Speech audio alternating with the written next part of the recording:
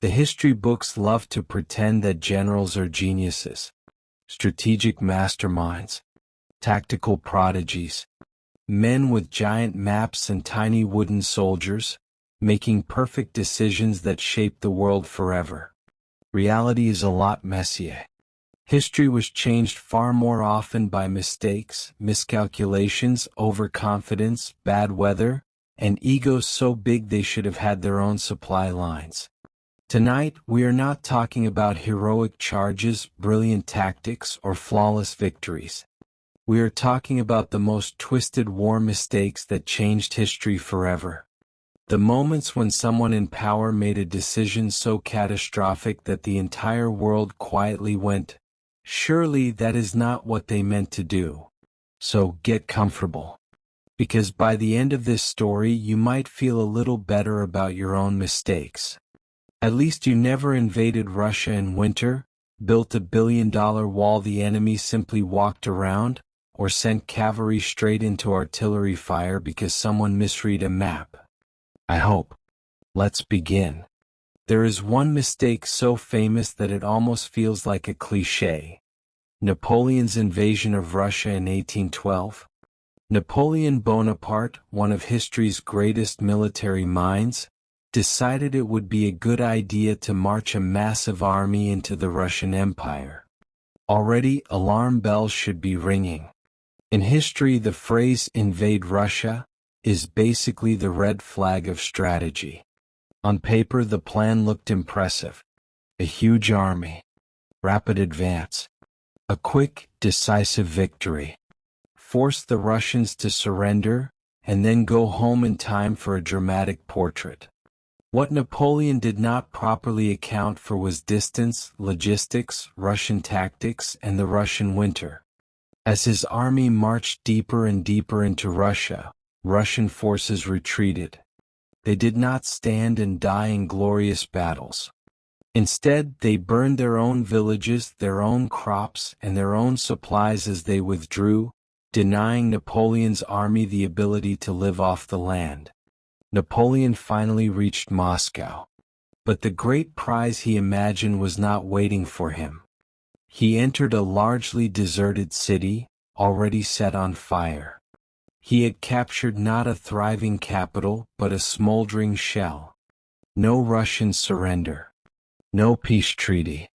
No grand victory speech. Meanwhile, his army was exhausted. His supply lines were stretched to the breaking point, and winter was sharpening its knives. The retreat from Russia became a slow-motion catastrophe. Soldiers starved. They froze. They died of disease. They were picked off by Russian attacks. Horses collapsed. Cannons were abandoned in the snow. Out of the hundreds of thousands of men who went in, only a fraction ever made it home. Napoleon did not just lose an army in Russia. He lost his aura of invincibility. That one epic miscalculation set the stage for his eventual defeat and exile. The lesson is brutally simple. If your strategic plan includes the words, "We will quickly conquer Russia," you do not have a plan. You have a fantasy.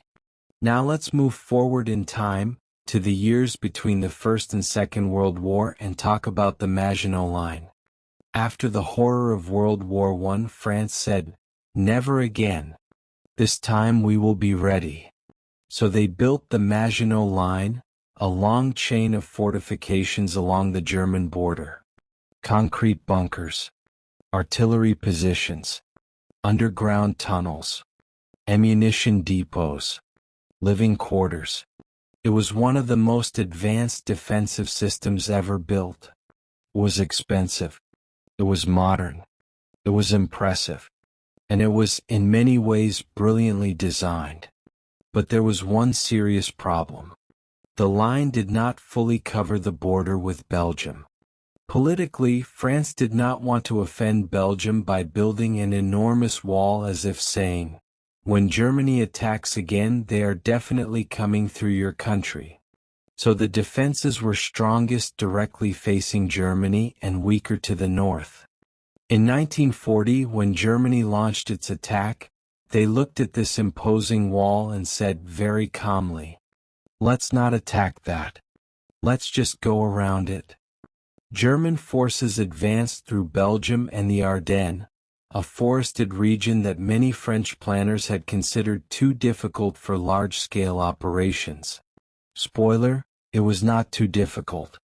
They bypassed much of the Maginot Line, outflanked the French, and in a matter of weeks, France collapsed. Imagine building the world's strongest, most high-tech front door, and leaving the back door not only unlocked, but wide open with a small polite sign that says, "Please don't come in." That would be rude. The Maginot Line became a symbol of a classic mistake, preparing brilliantly for the last war instead of the next one. Sometimes the problem is not that you are stupid. It is that you are brilliantly wrong about the problem you are actually facing. Now we go back to the 19th century, to the Crimean War, and to one of the most famously tragic mistakes in military history, the charge of the Light Brigade. Picture this. A British cavalry unit, lightly armored, fast, and designed to chase down broken enemies, scout ahead, and harass retreating forces. They were not meant to charge directly into heavy artillery. And yet, on one day in 1854, that is exactly what they did. The cause was a combination of miscommunication, vague orders, and confusion on the battlefield. An order was given to attack. The wording was unclear. The intended target was not specified precisely. Someone pointed down a valley filled with Russian guns and said essentially, "The enemy is there. Attack." The Light Brigade, trained to obey orders, formed up and charged down the valley. Artillery batteries were in front of them. More artillery lined the hills on both sides. It was a long, deadly corridor. As they advanced, cannon fire ripped through their ranks. Horses and riders were torn apart. Still, they rode on into the storm of metal, because the order had been given and no one wanted to hesitate in the face of duty. A few of them even reached the guns at the end of the valley. But there was no realistic support coming behind them. It was an attack that never should have happened. The charge of the Light Brigade became famous not because it was a clever move, but because it was such a catastrophic misunderstanding, wrapped in courage and obedience. Even at the time, people realized this was not heroic strategy. This was a disaster caused by poor communication and blind obedience. There is a line often associated with it. "Ours is not to reason why. Ours is but to do and die." A poetic way of saying, we knew this was a bad idea, but we went anyway. Now we turn to the 20th century again and to an attack that looked like a terrifying success at first, but turned out to be a strategic mistake of historic proportions. Pearl Harbor. On December 7, 1941, Japanese forces launched a surprise attack on the U.S. Pacific Fleet stationed at Pearl Harbor in Hawaii. From the Japanese point of view, the plan seemed rational. They wanted a quick, devastating strike to cripple American naval power in the Pacific. The hope was that the shock would force the United States to back off, or at least hesitate, while Japan expanded its empire across Asia and the Pacific. Tactically, the attack was devastating. Ships were sunk or damaged. Aircraft were destroyed. Thousands of Americans were killed or wounded. But strategically, it was a massive miscalculation. The Japanese leadership underestimated American industrial power, and they underestimated how deeply the attack would unite American public opinion. Before Pearl Harbor, there was intense debate inside the United States. Many people were tired of war after World War I. There was a strong isolationist movement that did not want America entangled in another global conflict. After Pearl Harbor, that debate ended overnight. The attack awakened a giant. Factories ramped up to full speed. War production skyrocketed. Aircraft carriers, planes, tanks, and weapons were produced at a rate Japan could never hope to match. The United States did not back off. It entered the war with more determination than ever. Pearl Harbor became the moment that guaranteed Japan was now fighting a long, industrial, total war against an opponent with far more resources. It is like punching someone, assuming they will be too afraid to hit back, and then discovering you just slapped a professional heavyweight boxer in front of everyone. Short term, it looked like a brilliant victory. Long term, it ensured defeat. Next, we go back to the Eastern Front of World War II, to another infamous attempt to invade Russia, Operation Barbarossa. In 1941, Adolf Hitler launched a massive invasion of the Soviet Union. The plan was to destroy the Red Army quickly with blitzkrieg tactics, seize key cities, and knock the Soviets out of the war before they could fully mobilize. At first, things went according to plan. German forces advanced rapidly. Large Soviet units were encircled. Hundreds of thousands of prisoners were taken. It looked like another unstoppable series of victories. But then the deeper realities of the Soviet Union began to show themselves. The distances were enormous. The supply lines grew longer and more vulnerable. The Soviet Union had far more manpower than the Germans wanted to believe. Factories were moved east, away from the front lines, and production continued. Then came the weather. The autumn mud season, Rasputitsa, turned roads into oceans of sludge. Vehicles bogged down. Movement slowed. Then the winter set in with temperatures that could kill exposed skin in minutes. German troops were often poorly equipped for such cold. Meanwhile, the Soviet soldiers were fighting on home soil, preparing for winter and receiving reinforcements. On top of all this, Hitler himself made the situation worse. He interfered constantly with military decisions, redirected forces impulsively, refused to allow tactical retreats, and underestimated Soviet resilience. Operation Barbarossa turned into a nightmare of attrition. Entire German armies were eventually encircled and destroyed. The Eastern Front consumed men, machines, and morale on a breathtaking scale. This invasion, meant to secure German dominance, helped bring about the collapse of Nazi Germany itself. If Napoleon's campaign in Russia was the Great Warning Sign, Operation Barbarossa was the historical equivalent of ignoring that warning and drinking the entire bottle of poison anyway. Now let's shift to World War I and a place called Gallipoli. The Allies had an ambitious idea. They wanted to force a way through the Dardanelles, knock the Ottoman Empire out of the war, and open a direct sea route to supply Russia. On paper it was clever. In reality, it was a disaster. The Gallipoli campaign suffered from poor intelligence, underestimation of the Ottomans, and serious logistical confusion.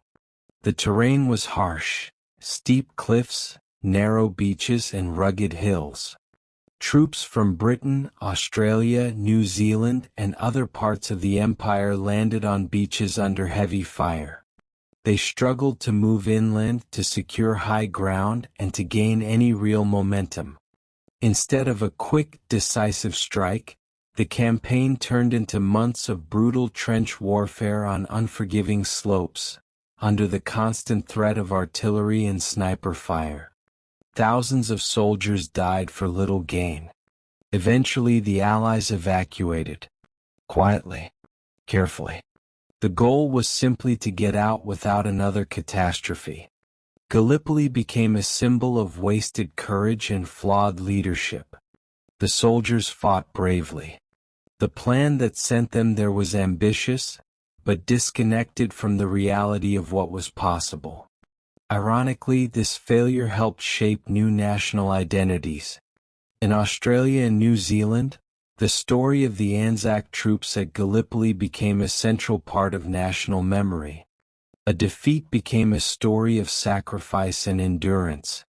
War mistakes are strange like that. Strategically, they can be failures. Emotionally, they become deeply powerful symbols. Now we move to the American Civil War, to the Battle of Gettysburg, and to one of its most tragic decisions: Pickett's charge. After days of fierce fighting, Confederate General Robert E. Lee decided to attack the center of the Union line on Cemetery Ridge. His idea was to deliver one massive, decisive blow. A frontal assault across open fields, breaking through the Union center and perhaps winning the entire battle. The problem was painfully obvious to many officers under him. The ground the Confederate soldiers had to cross offered almost no cover. The Union forces were well positioned, with artillery and rifles ready. General George Pickett's division led the charge. Thousands of men formed up and began marching forward across that open ground in neat lines. Union artillery opened fire. Shells tore gaps in the formations. Rifle fire cut down those who advanced. Still they moved, step after step, into the growing storm of metal. Some Confederate soldiers did reach the Union line and fight hand to hand. But they were too few and no breakthrough was achieved. They were pushed back or killed. Pickett's charge failed. Horribly. It became a turning point. After Gettysburg, the Confederacy would mostly fight on the defensive, and never again launch such a grand offensive into Northern territory. This decision is often seen as a tragic mix of overconfidence and misjudgment. Courage alone was not enough. Courage without cover is just a slow walk into a firing range. Not all war mistakes are huge campaigns. Some are small, chaotic, and brutally personal. Throughout history, there have been countless incidents of friendly fire. Soldiers accidentally shooting at their own side, bombing the wrong position, or mistaking allies for enemies. Imagine a battlefield before satellites, drones, and modern communications. Smoke, dust, noise, confusion. Orders carried by messengers on foot or horseback. Maps that did not fully match the landscape. Radios, when they existed, were unreliable. In that chaos, it was tragically easy to misread a uniform, misjudge a position, or fire at the wrong target. Units have been shelled by their own artillery. Pilots have attacked friendly troops by mistake. Bombers have dropped explosives on the wrong coordinates. These mistakes rarely make it into heroic statues or patriotic speeches. They are quietly buried in reports and archives. But they reveal an important truth. War is not a clean, controlled game. It is chaos managed by human beings who are scared, exhausted, and fallible. Even in our time with advanced technology, friendly fire still happens. Precision has improved, but human error never fully disappears. Many of these tragic incidents are not caused by evil or stupidity, but by ordinary people making decisions under impossible pressure. If there is one main character running quietly through all of these stories, it is not a particular general or king. It is ego. Again and again, war mistakes happen because someone in power refuses to admit they were wrong, refuses to retreat, or refuses to respect the limits of reality. Napoleon believed he could bend Russia to his will. Hitler believed he could defeat the Soviet Union in a single campaign. Leaders at Gallipoli believed a complex amphibious operation would magically work out. Commanders ordered attacks that their own subordinates doubted, simply because turning back would look weak. The hardest word in strategy is often enough. The hardest move is sometimes not to attack but to stop. But I decided not to attack does not look glorious on the front page. It does not make for a triumphant painting. And so, history fills with grand mistakes, epic blunders, lost opportunities, thousands of lives spent to protect pride and reputation. So what do we do with all of this? These twisted war mistakes changed history. Napoleon's march into Russia weakened his empire and led to his fall. The Maginot Line's blind spot helped France collapse in a matter of weeks. Pearl Harbor turned the United States into a total war machine that Japan could not match. Operation Barbarossa opened the road to Germany's defeat in the East. Gallipoli reshaped entire national identities through failure instead of victory. Pickett's charge marked a turning point in the American Civil War. Friendly fire and battlefield confusion showed the hidden human cost of chaos. We like to imagine history as a neat line of brilliant decisions and master plans. But if you zoom in, a lot of it looks like this. We thought it would work. It did not. There is an uncomfortable lesson here. If people with entire staffs of advisors, maps, intelligence reports, and years of experience can make mistakes this big, what does that say about us? Not in terms of guilt, but in terms of humility. Maybe the real lesson is to be careful when we are absolutely certain. To be suspicious of any plan that promises an easy win. To remember that overconfidence has ruined more plans than bad luck ever has. On the bright side, the next time you lie awake at night thinking, I can't believe I said that. Or, I can't believe I messed that up. Remember this. You did not accidentally launch an invasion that cost hundreds of thousands of lives. You did not design a fortress line that someone walked around in a few days. You did not order a cavalry charge straight into artillery. Your mistakes are probably not shaping the map of the world. You're doing fine. Thank you for listening to this journey through the most twisted war mistakes that changed history forever. Maybe after hearing all this, you will never look at the word strategy in quite the same way again. Sleep well. And may all your future mistakes be small, private, and not historically significant.